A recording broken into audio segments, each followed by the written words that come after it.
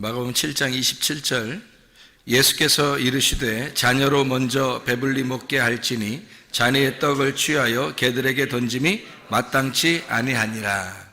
예수님께서 이렇게 얘기한 여자가 이 사람밖에 없죠. 신약 그 복음서에서 예수님이 다니면서 다 모든 사람들을 다 이렇게 연민의 정을 느끼시고 긍휼히 여기시고 사랑하시고 자비하시고 그런 예수님이셨는데 이 여자에게만큼은 꼭 이렇게 말씀을 하셔야 됐나 이런 생각이 들 정도로 이 여자에게 심하게 얘기를 하셨죠. 왜 이렇게 하셨는지는 여러분이 꼭 우리 오전에 성경 공부했던 저 내용을 이해하고 들은 사람들은 이게 금방 이해가 되는 말씀이에요. 그런데 이런 신학적인 배경을 갖지 않으면 이게 이제 어려운 말씀이죠. 왜 이렇게 했을까? 예수님이 괜히 뭐 한번 이렇게 떠보는 것도 아니고 일부러 이렇게 말씀하시는 것은 그 사람에게 굉장히 상처가 될 텐데 그런 여자에게 상처가 될 수 있는 그런 여자에게 이렇게 말씀하셨다고 하는 것은 주님의 그 의도, 그러니까 주님께서 오셔서 꼭 이렇게 말할 수밖에 없었던 어떤 의도를 우리가 깨달아야 된다는 거죠. 그럼에도 불구하고 주님께서는 이 여자의 그 딸을 구출해 줬습니다. 구원해 줬어요. 그러니까 결과적으로는 구원해 줬다 이러니까 그래 구원해 줬구나 이렇게 얘기해서는 안 되는 거죠. 왜냐하면 예수님이 보통 사람들이 이렇게 그 치료해 줄 때는요 직접 손을 얹어서 치료해 주거나 또는 뭐 이렇게 뭘 발라서 치료해 주거나 또는 뭐 말씀을 직접 가서 이렇게 얘기해 주거나 이래서 보통 치료하거든요. 그런데 여기 여자는 찾아가려고 생각하지도 않았고 그냥 네 믿음이 네가 가지고 있는 나를 찾아온 너의 믿음이 너를 구원했다. 너의 딸을 구원할 것이다. 이렇게 이야기하는 것으로 봐서 예수님께서 일부러 다분히 이 내용을 일부러 이렇게 이야기한 것입니다. 이 여자의 그 믿음이 대단했죠.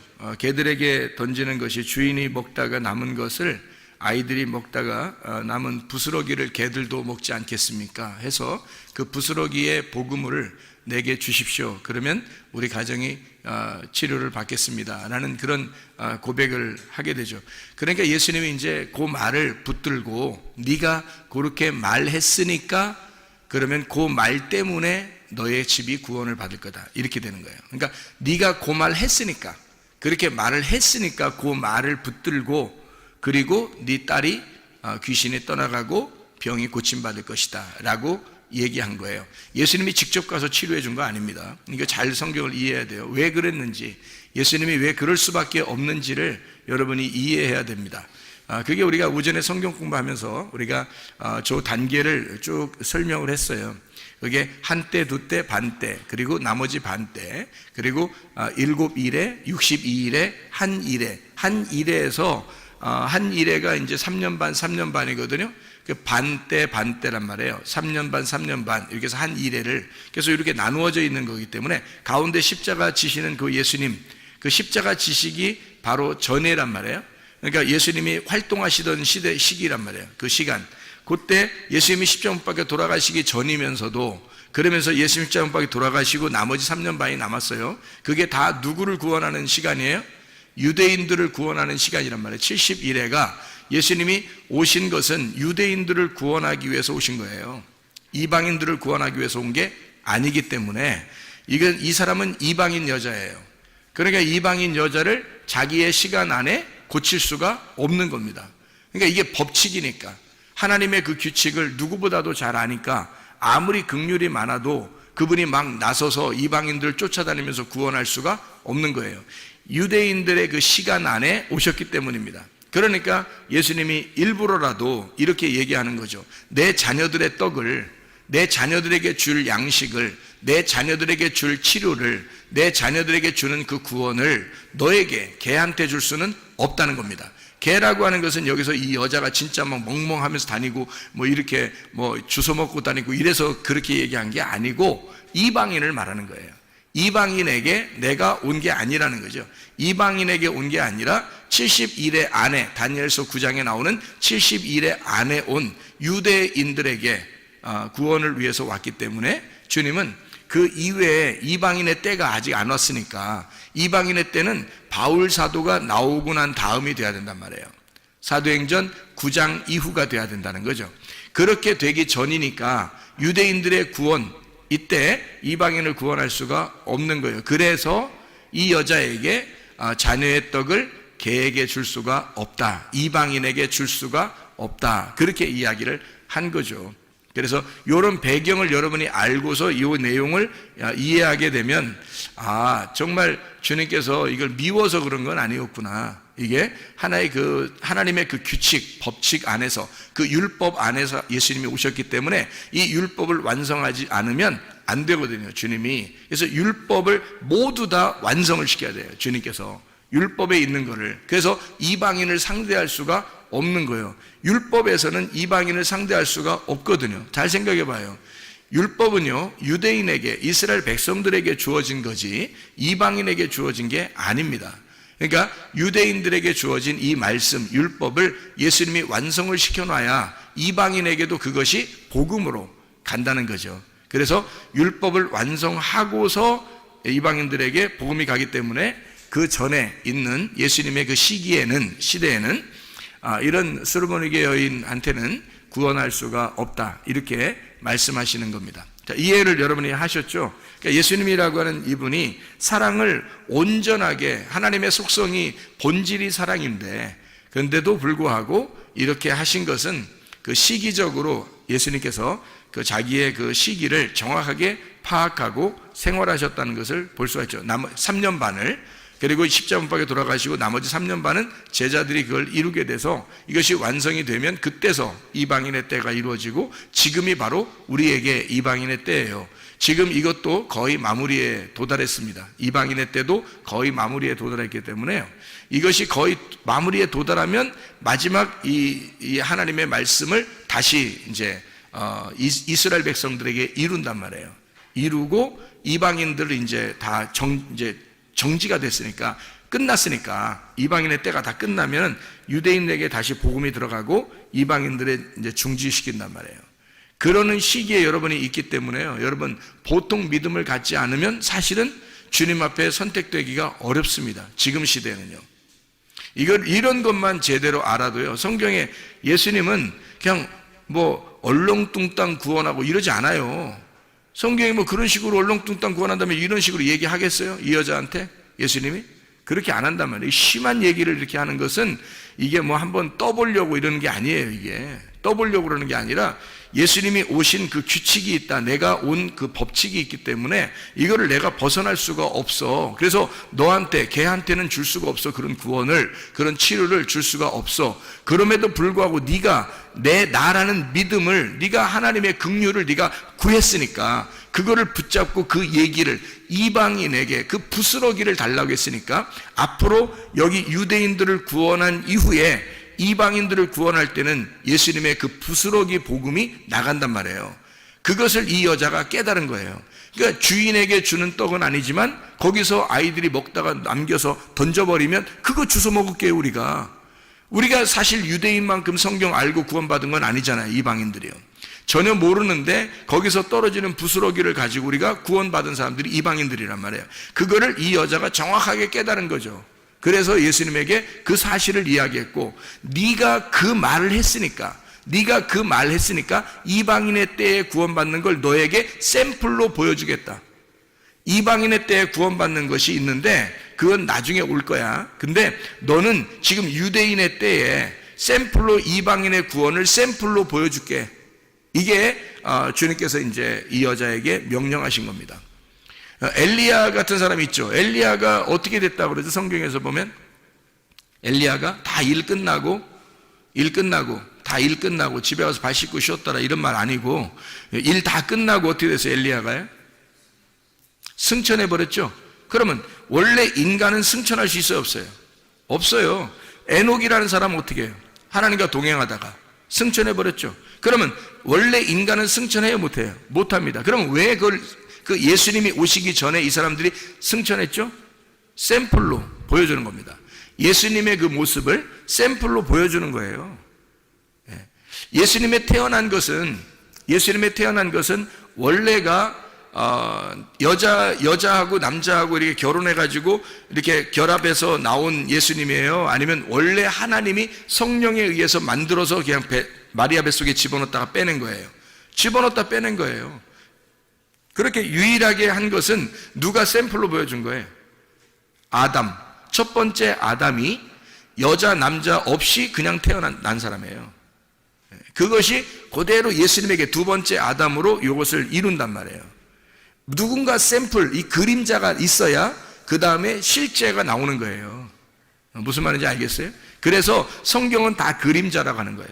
실제인 예수님이 여러분 안에 들어오려면 이 그림자를 정확하게 보고 파악해서 이 그림자를 여러분이 알고 실체를 받아들이면 예수가 들어온단 말이에요, 우리 안에. 그러니까 예수가 실체로 들어오잖아요? 그럼 앞에 있는 그림자는 다 뭐가 돼요? 율법이 돼버리는 겁니다. 그러니까 율법이 내 속에서 실체가 완성이 돼버리면 이 겉에 있는 율법은 이제는 다 그림자가 돼버려서 그림자는 실체를 만날 때까지만 그림자가 있는 거예요. 형상이라는 게. 그러니까 성경은 다 형상인 거죠. 뭐의 형상? 그리스도라는 실체의 형상이란 말이에요. 그러니까 그리스도를 받아들이게 하기 위해서 성경이라는 형체가 우리에게 형상이 있었던 거죠. 이게. 그러니까 이런 건 하나의 그 성경도 우상인 거예요. 그러니까 성경을 뭐 귀하게 여겨야 된다면, 아니 귀하게 여기지 말라는 게 아니에요. 제가 말하는 거 오해하지 마세요. 성경을 귀하게 여겨. 이 세상에서 그럼 성경만큼 귀한 게 어디 있어요? 그렇죠? 그런데 이 성경조차도 예수를 받아들이는 데 있어서 이 성경을 보는, 연구하는 사람들이 예수를 받아들이지 못한 사람이 얼마나 많아요. 무슨 말이냐면 실체를 못 받아들이고 이런 우상, 이런 형상을 가지고 중요하게 여긴다는 거죠. 이거는 그렇게 중요한 게 아니에요. 실체라는 예수님이 중요한 거지, 예수라는 실체, 그 복음이 중요하지 이것은 중요한 게 아니란 말이에요. 이거는 그림자예요. 하나의 이제까지 이루어졌던 예수 그리스도가 우리를 위하여 이루신 모든 사건들을 여기에 기록함으로써 이런 하나님이다라고 하는 것을 설명해 주는 거예요. 무슨 말인지 알겠죠? 그러니까 이방인의 구원의 때가 오면 수르보니게 여인 이 한 사람만 구원받겠어요? 이 여자의 그 딸만 구원받겠냐고요? 아니에요. 수많은 이제까지의 유대인들이 구원받은 것보다 더 많은 이방인들이 구원받아요. 수많은 이방인들이 구원받게 된단 말이에요. 그렇게 구원받는 것을 수르보니게 여인 그 딸을 통해서 우리에게 샘플로 보여주는 거예요. 이 여자를 통해서. 그러니까 이거는 그림자로 먼저 있었던 예수님과 함께 요 이야기들, 앞으로 나올 70일회가 끝나고 이방인의 때에 이루어질 사건을 설명해 주는 거란 말이에요. 그러니까 예수님이 일부러 이 여자 보고 너는 이방인이잖아, 너는 개잖아, 그러니까 내가 이 귀한 말씀을 너한테 줄 수가 없어. 내가 하늘에서 내려온 말씀인데 나를 너에게, 너의 딸에게 줄 수가 없다. 나는 70일의 안에 왔으니까. 그래서 예수님이 십자가밖에 돌아가시기 전이었고, 돌아가시고 난 다음에 제자들도 유대인 말고 이방인에게는 구원을 할 수가 없는 시점이란 말이에요. 그게 70일의 마지막 시점이기 때문에 그렇습니다. 한 일회를 굳게 정한 언약이란 말이에요. 이것이. 그래서 다니엘서 9장에 그렇게 말하죠. 마지막 한 일회를 굳게 정한다. 그렇죠. 그 언약을요. 그게, 그러니까 주님께서는 그 법칙 안에서 왔기 때문에 벗어날 수가 없는 겁니다. 유대인들을 구원한, 자기 자녀들을 구원하기 위해서 오신 거니까 그런 거예요. 이게 하나님께서 자기 자녀들을 구원하기 위해서 하나님의 아들이 내려오셨단 말이에요. 그리고 나서 그 안에서 예수님의 수르보니게 여인을 구원하고 그 딸을 치료하고, 그리고서 밖에 있는 앞으로 70일회가 끝난 이후에 이방인들을 구원하는 놀라운 실체의 역사가, 성령의 역사가 이 여자를 통해서 그림자로 보여준다 우리에게. 이렇게 예수님이 절대 할 수 없는, 절대 치료를 할 수 없는 그 시점에서도 예수님은 긍휼을 베풀더라. 무슨 말이냐면 절대 이건 성경의 규칙상 안 되는 거란 말이에요. 근데 이 성경의 규칙도 하나님의 자비함보다는 못하다는 거죠. 하나님의 그 사랑보다는 못하다는 거, 그 규칙이 너무 정확한 건데 그걸 다 지켜야 되는데 그 규칙보다도 더 위대한 게 있었으니 그게 바로 하나님의 사랑이라는 겁니다. 그러니까 이 여인에게 도저히 이 여인의 딸은 구원받을 수가 없어요. 이방인 예수님을 만날 수가 없고요. 그런데 예수님이 만나주고 또 거기서 얘기도 하게 되고 개라고 얘기했는데 그 여자가 가지 아니하고 개에게 부스러기 좀 남겨주세요 라고 이야기하니까 네가 그 말을 하였으니 너의 딸이 지금 치료를 받았다. 그리고 귀신이 떠나갔다. 뭐 이런 이야기를 하는 것입니다. 그러니까 진리의 말씀이, 복음이 들어갔다는 얘기예요. 진리의 말씀이 들어갔다. 어떻게? 이방인의 때도 아닌데. 근데 하나님의 그 자비하심, 하나님의 그 사랑은 이런 법칙도 뛰어넘더라. 놀라운 것입니다. 이게 하나님의 놀라운 법칙인데도 그걸 뛰어넘어서 치료하다. 그럼 여러분과 저는 지금 이방인의 때예요. 여러분과 제가 이런 성경의 그림자보다 더 중요한 실체가 우리에게 하나님의 영으로 함께 하신다고요. 그럼 그 영을 붙들고 그 영을 내 안에 모셔드리면 그 영이 곧 말씀이요 그가 생명입니다. 그럼 우리를 치료하고도 남을 것이고 문제 해결하고도 남을 것이란 말이에요. 그럼 그 주님에게 모든 것을 의지하면 살아계신 우리 주님이 역사하시지 않겠느냐. 정말 간절하게 우리가 이 여인처럼 그렇게 간절한 마음이 있느냐 하는 거예요. 다른 사람 같으면 야 걔야 나는 너한테 도저히 줄 수가 없다. 자네의 떡을 너에게 줄 수가 없다. 그러면 안 되는데 나 꼭 좀 해주세요. 안 돼. 이렇게 하면서 그냥 하면 계속 그러면요 할 수 없이 그냥 갈 수도 있잖아요. 근데 이 여자는 그러지 않았어요. 거기서 멈추지 않았어요. 그래 맞아요. 당신의 오신 것이 바로 그런 법칙으로 오신 것을 제가 압니다. 그래서 나에게 도저히 우리 딸은 구원할 수 없다는 것도 압니다. 그러나 주님 자비를 베풀어 주십시오. 사랑을 베풀어 주십시오. 나를 불쌍히 여겨 주십시오. 끝까지 말씀하는 거예요. 말하는 거예요. 그러니까 주님께서 뭐라 그래? 네가 말했으니까. 내가 직접 가서 구원할 수는 없어. 때가 자기의 때는 이 법칙상 온 때니까.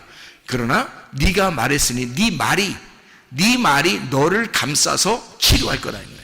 네 말이 나와서 너의 딸을 치료할 거라 이거야. 네 말이 나와서 나라는 예수를 네가 붙들었고 네가 나의 믿음을 붙들었으니 네가 말한 그것이 너를 감싸서 네 문제를 해결할 것이라는 겁니다. 놀라운 거 아닙니까? 하나님의 역사가 본인이 자기가 자기를 건축할 수 있다는 겁니다. 자기가. 생각해 보세요. 누가 건축해 주지 않는다겠죠? 믿음이라고 하는 것을 누가 건축해 주지 않는다 그랬어요. 노아 방주? 누가 졌다고요? 노아가. 그래서 노아 방주라고 그러는 거예요. 여러분의 방주는 어떻게 해야 되는? 김씨가 지면 어떻게? 김씨 방주가 돼야 되는 거고요. 최씨가 지면요. 최씨 방주가 돼야 되는 거고요. 임씨가 지면 임씨 방주가 돼야 되는 거예요.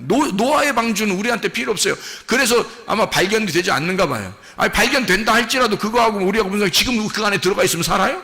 안 그래요.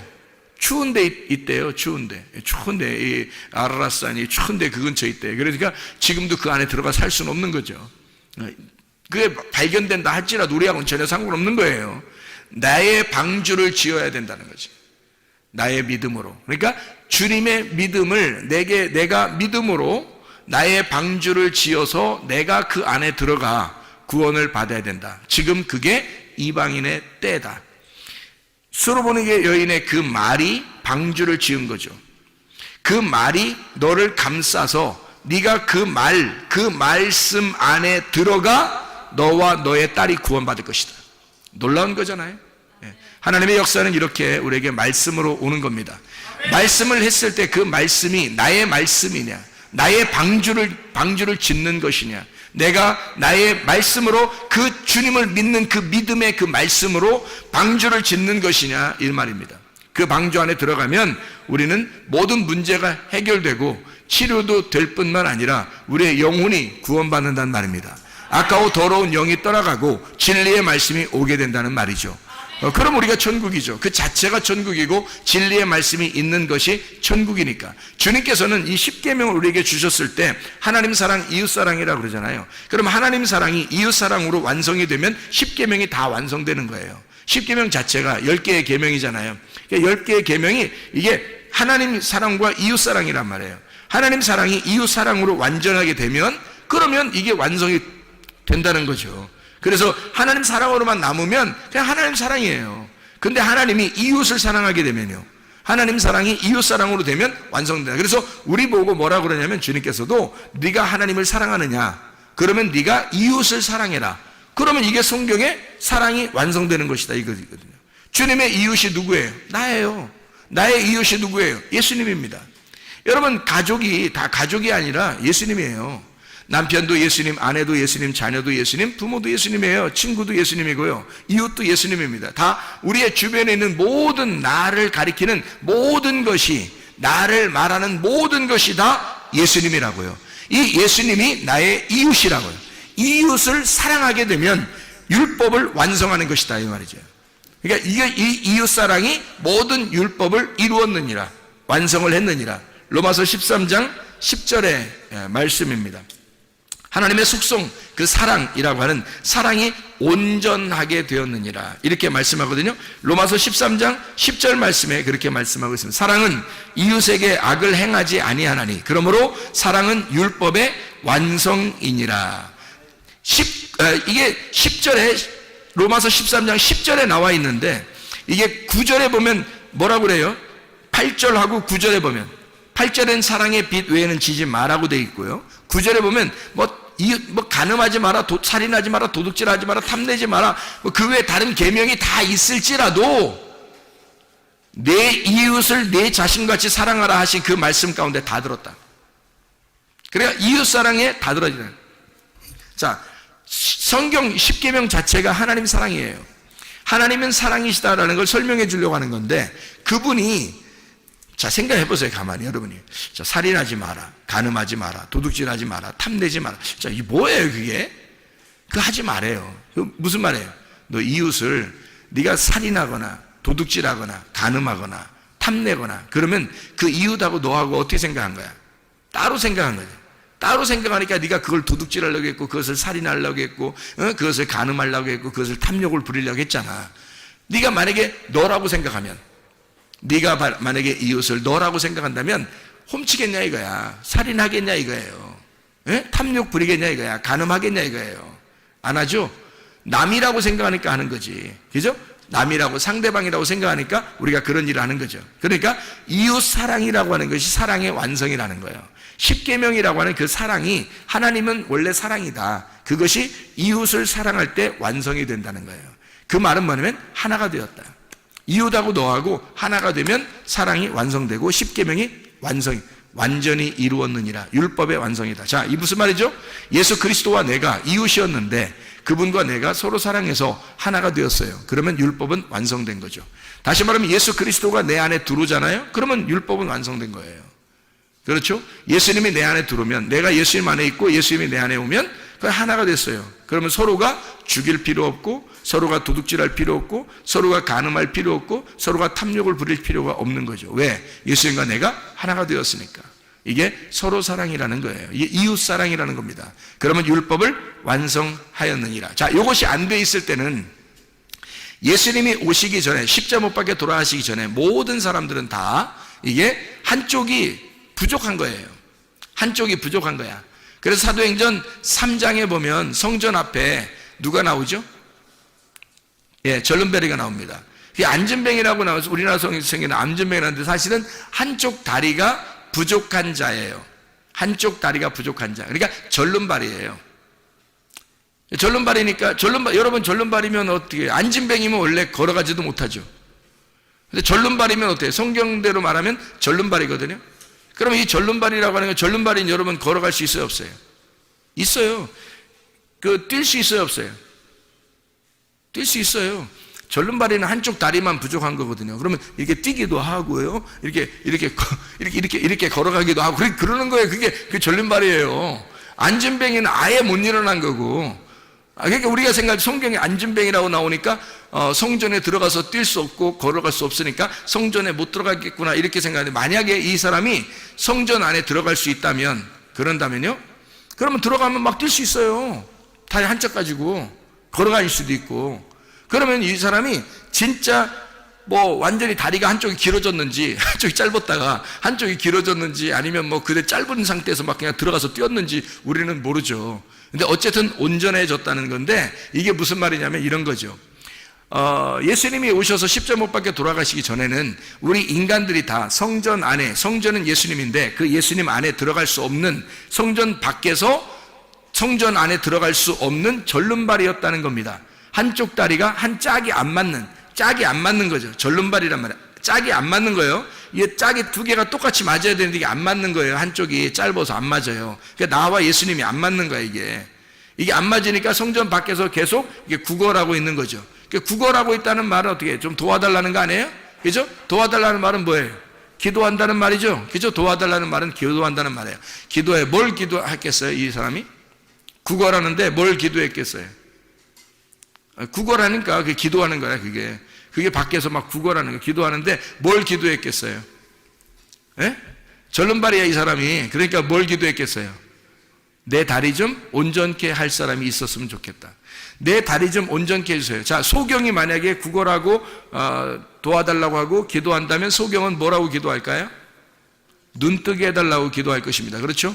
예, 그래서 이 사람은 절름발이란 말이에요. 절름발이니까 어떤 기도를 했을까? 어떻게 구걸했을까요?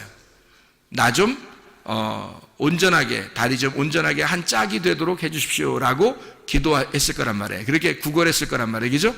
그랬더니 겉으로 실제로 이렇게 다리를 고쳤다 뭐 이런 의미가 거기서 뭐 고쳐져서 어떻게 됐다 이런 의미가 막 자세히 나오는 건 아니에요. 거기에 뭐라고 나오냐면 이렇게 됐어요. 베드로하고 이제 요한이 올라가면서, 베드로와 요한이 하필 성전에 올라갈 때 뭐 두 명만 맨날 다니나요? 다른 사람 안 다니나요? 성전에 올라가는데 오순절 이후에 성전에 갈 때 베드로하고 요한하고 두 명만 들어가요? 다른 사람들, 다른 제자들은 안 들어가나요, 원래? 이상하죠, 그죠? 근데 다른 제자들의 이름이 안 써 있단 말이에요. 왜냐하면 이 두 사람 이름이 쓰여 있는 것은 왜 그랬겠어요? 사도행전 3장에 보면 이해가 돼요. 이 두 사람이 이름을 쓰는 것은 두 사람이 짝이기 때문입니다. 전도할 때도 예수님이 보낼 때 누가복음 10장에 70 제자를 이렇게 보낼 때 말이에요. 몇 명씩 보냈다 그래요? 둘씩 보냈다 그랬죠, 그죠? 둘씩. 이게 짝이기 때문에 그래요. 하나님과 나라는 짝, 하늘과 땅이라는 짝, 하늘의 두 개의 짝, 이런 짝이에요. 그래서 짝을 말하는 겁니다. 그러니까 두 명이 짝이에요. 예수님과 내가 짝이에요, 짝. 하나의 짝이라고. 그래서 둘이 하나가 돼야 돼. 그래야 신랑 신부 부부가 되는 거예요. 그러면 그리스도와 내가 하나가 돼서 그게 천국을 이루는 거거든요. 부부 생활이 천국 생활이에요. 그래서 그게. 그러니까 이 짝을 이루는 거란 말이에요. 그러니까 예수님과 내가 짝을 이루는 거. 이 요한과 베드로와 요한이 둘이 이제 짝을 이루어서 올라가는 거예요. 그러니까 이 사람이 절름발이가 가만히 생각하니까 저 사람 둘은 다 짝을 이루어서 올라가는데 나는 짝이 안 맞춰서 다리가 짝이 안 맞았어. 그러니 내가 구하는 거죠. 막 쳐다보면서 당신들은 두 명이 이렇게 가고 짝이 다 이루어졌는데 나만 짝이 안 돼 있어요. 다리가. 이렇게 이야기하는 거죠. 예, 그러니까 이제 베드로와 요한이 뭐라 그래요? 우리는 너에게 실제로 겉으로 이렇게 껍질을 줄 수가 없다. 다시 말하면 금과 은, 이 성전 안에 들어가는 금과 은을 우리가 줄 수는 없다. 다시 말해 이 성전도 다 뭐다? 껍데기다.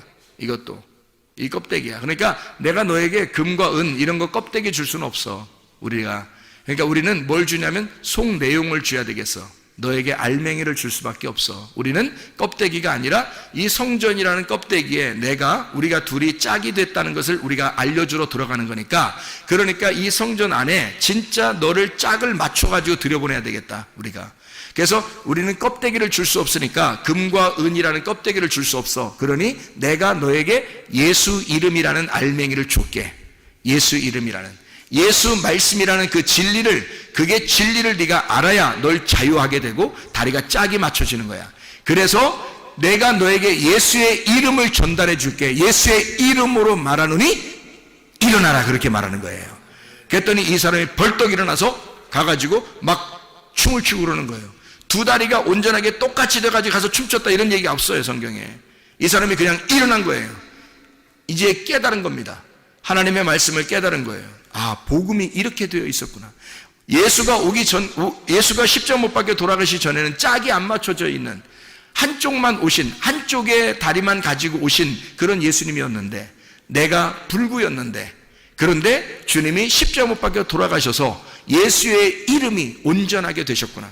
짝이 되셨구나. 그러면 나는 이렇게 누워서 이렇게 있을 수가 없지. 내가 이렇게 주저앉아 있을 수가 없지. 내가 일어나 성전 안에 들어가 뛰어놀고 찬양하리라. 이렇게 돼버린 거예요.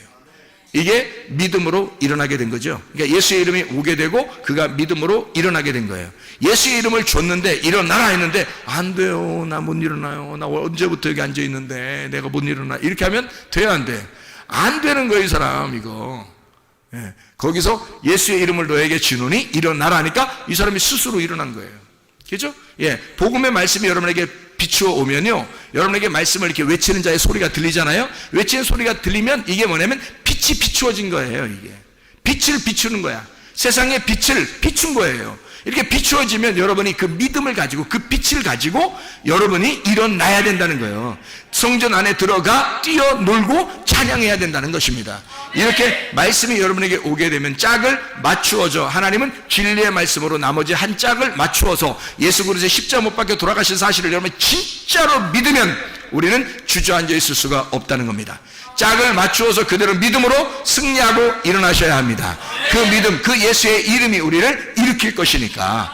그럼 우리는 거기서 주저앉아 있으면 안 된다. 짝이 맞춰져야 된다. 그 말이죠. 자, 우리에게 간구하는 것이 있어야 되겠죠. 이 졸름발이 사람처럼 간구하는 게 있어야 돼요. 하나님, 나 살려주세요. 내가 짝이 안 맞는 것 같아요. 하나님, 내가 이런 불구예요. 내가 이렇게 잘못되어 있는 사람입니다. 자, 죄인입니다. 도저히 예수님하고 내가 짝이 안 이루어졌어요. 하나님, 내가 예수님하고 내가 짝이 이루어지도록 하나님 나를 불쌍히 여겨주세요. 라고 수르보네게 여인도, 여기 있는 안진뱅이도, 이 졸름발이 그 남자도, 사도행전 3장에 이 사람도 다 주님께 간구하는 거예요. 하나님에게 간구하는 거예요. 그랬더니 도울 자를 보내셔서, 수르보네게 여인이 있을 때는 예수님이 가셔서 얘기하고요.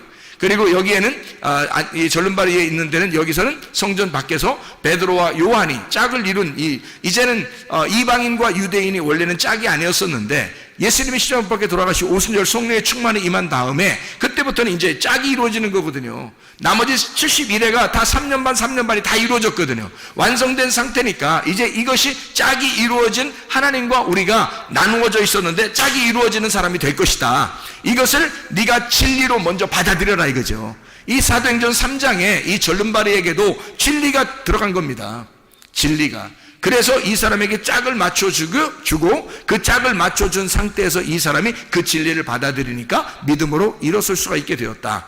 이것은 주님의 짝이에요. 하나님의 말씀이라고 하는 이 말씀은, 그래서 이 다리에 두 개 다리가 절름발이었었는데 한 짝을 이루는 71회가 완성되면 우리의 모든 짝이 다 맞춰져. 그리스도가 신랑이고 내가 신부가 돼서 하나의 짝이 맞춰지면 온전한 다리로 살아갈 수밖에 없는, 짝이 이루어진 상태로 살아갈 수밖에 없는, 그분은 신랑이고 나는 신부인데 둘이 하나가 되는, 주님이 내 안에 내가 주님 안에 있는, 서로 하나가 된 삶을 살아갈 수밖에 없다는 거죠. 그게 진짜 믿음이라는 겁니다. 그러니까 저쪽에 예수님이 계시고 내가 여기 있어서 주님을 믿어드리는 게 아니에요. 그건 믿음이 아니라는 겁니다. 근본적으로 예수님이 내 안에, 내가 예수님 안에 있는 것 그 자체가 하나가 된 그것이 믿음이라는 거예요.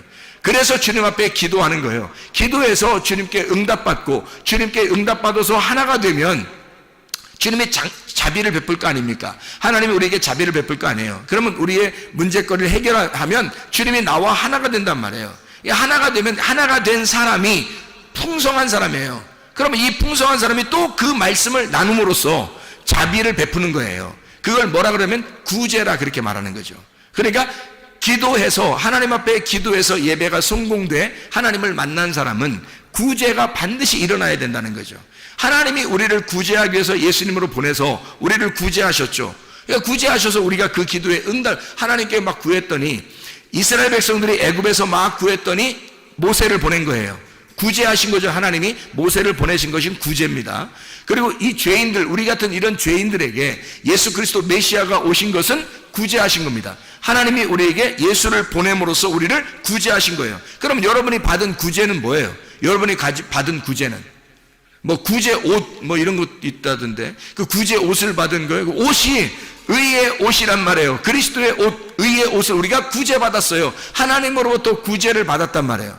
그러면 여러분이 가진 것은 뭐예요? 돈을 가지고 있는 거예요? 진짜 지식을 가지고 있는 거예요? 아니면 뭐 이 세상에 좀 잘 사는 거, 이런 걸 가지고 있는 거예요? 뭘 구제받았다고요? 그리스도를 구제받았다고. 하나님에게 우리가 나 죄인입니다 라고 하는 사람이, 그렇게 간구하는 사람에게 하나님께서 우리에게 예수라는 구제품을 주셨다고요. 예수라는 분을 우리에게 내려주시니까 그 구제를 받은 내가 이 예수를 다른 사람에게 전달해 준다는 거, 이 전달해 주는 걸 말씀 선포라고 그러는 것입니다. 내가 간구했더니 하나님께서 응답하셔서 예수 그리스도가 내게 오셨단 말이에요. 하나님께서 나에게 구제하신 거죠. 그러니 나는 이 구제를 받았으니 내가 만에 풍성해졌어요. 풍성해진 내가 이 풍성한 예수 그리스도를 다시 다른 사람에게 구제하는 것이죠. 이해하겠습니까? 그래서 구제는 곧 기도요, 기도는 곧 구제라는 얘기죠. 예배가 구제고 구제가 예배라는 거예요. 그러니까 구제와 예배와 기도는 같은 것이란 말입니다. 예수 그리스도를 너희가 받고 예수 그리스도를 나누어 넘겨주라는 겁니다. 네가 받은 예수를 넘겨주라는 거예요. 이게 복음의 말씀이라는 거예요. 그래서 우리는 기도하는 것과 말씀 전하는 일에 전무해야 하는 것입니다. 여러분, 예수 그리스도가 여러분에게 뭘 해요? 좋은 걸 주고 싶어 하셔요. 예수님이 우리에게 좋은 걸 주고 싶어 하신다고요. 이 솔로몬에게 여자는 진짜 받을 수 없는, 자격이 없는, 시간도 아직 되지도 않았던, 이 여자는 정말 구원받을 수 없는 위치에 있는 사람이었다고요. 그런데도 불구하고 하나님의 자비가 발동하면, 하나님의 사랑이 발동하면 뭐든지 해줄 수 있는 거예요. 네가 말한 그 말이 너를 감싸고 너를 감싼 그 말이 너의 딸을 구원할 것이라는 거죠. 이것은 하나님의 놀라운 자비입니다. 왜냐하면 제가 성경을 알고 성경 이거 쭉 연구해 보면 말해요, 예수님이 도저히 이렇게 이 여자를 구원할 수가 없어요. 그 기간에는 이거는 성경에 율법적으로 율법 안에서 오신 예수가 그렇게 할 수가 없도록 법칙이 그렇게 돼 있단 말이에요. 그런데 예수가 그 법칙을 깬 거예요. 어떻게? 자기가 깰 수는 없으니까 네 말이 이 법칙을 깨버릴 거라는 거죠. 네 말한 것이, 네가 말한 그 말씀, 믿음의 말씀이 이 법칙을 깰 거라는 거죠. 이 법칙도, 이 성경의 법칙도 내가 구원받는 데 있어서는, 나에게 있어서는 이 법칙이 뭐그리 대단한 거야 이거야. 예수가 대단한 거지 뭐 이게 그 대단한 거라 이 말이에요. 생각해 보세요. 예수 그리스도에게서는요, 그가 이런 법칙 안에 와서 자기는 그 법칙을 충실하게 이행하여 율법을 완성해야 되지만, 그러나 이 여자의 말이 나의 법칙도 깰 만큼, 이 세상의 창조 때부터 말이에요, 성경의 창조 때부터요, 이 세상의 모든 법칙은 다 깨지고 온 겁니다. 그렇잖아요? 세상의 모든 법칙은 하나님의 법칙 안에서는요 다 깨질 수밖에 없는 거예요. 모든 규칙은. 왜냐하면 생각해, 예수님이 부활하는 것도 이 법칙이 깨지는 거 아닙니까? 예수님이 땅에서 위에서 내려오는 게 아니라 밑에서 위로 올라가네. 이게 법칙이 다 깨지는 거예요. 문이 닫혀 있는데 문을 통과해 들어가? 문이 닫혀 있는데 통과해서 들어와? 이게 어떻게, 이게 법칙이 다 깨져버리는 거예요. 이런 모든 법칙들도 실체가 오면요 다 깨져버리는 겁니다. 실체가 오면. 그러니까 예수 그리스도, 당신이 말하면 나에게 내 딸이 구원받지 않겠습니까? 당신이 나에게 말하시면, 부스럭이라도 얘기하시면, 부스럭이라도 주시면 우리 딸이 구원받을 수 있겠습니다. 이거 하나님의 그 법칙, 하나님의 그 율법 안에서 오신 그 하나님의 법칙도 그냥 금이 쫙 가버리는 거죠. 이 법칙이라는 유리가요 팍 깨져버리는 겁니다. 하나님의 가슴이 쫙 찢어지는 거예요. 왜? 그래서 그 속에 있는 심장, 그 가슴을 확 내미는 거죠.